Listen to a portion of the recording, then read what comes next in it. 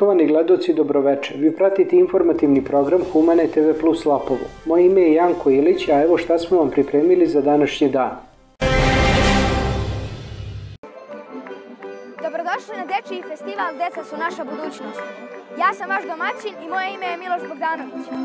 Ovdje sam došao kako bih sa svojim drugarima iz Beograda prikupio što više donacija za našu porodicu Mitrović.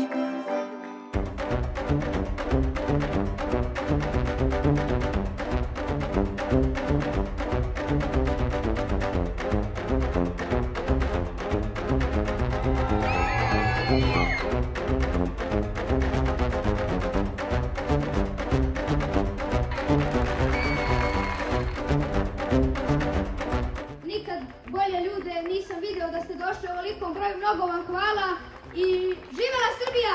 Kosovo je Srbija!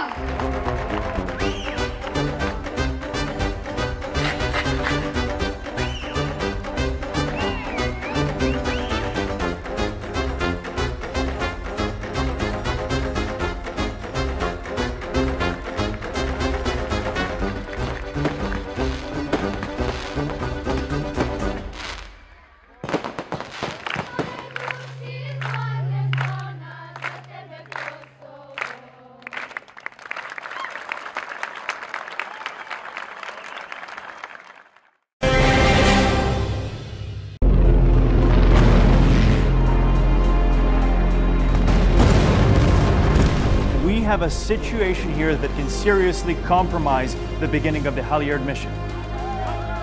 Kao da nije rat. Herojstvo, plemenitost, dobrota, humanost, otadžbina. Heroji Haljarda. Film Radoša Bajića u bioskopima od 12. oktobra. Dogodilo se na današnji dan. Na današnji dan 1944. godine jedinice Crvene armije u Drugom svetskom ratu prešle su u Srbiju na osnovu Jugoslovenskog-sovjetskog dogovora. Predsjednik Republike Srbije Aleksandar Vučić primio je ministra inostranih poslova Kraljevine Danske, Larsa Lekea Rasmussena, sa kojim je razgovarao o situaciji na Kosovu i Metohiji, kao i o bilateralnim odnosima i svim temama od obostranog interesa.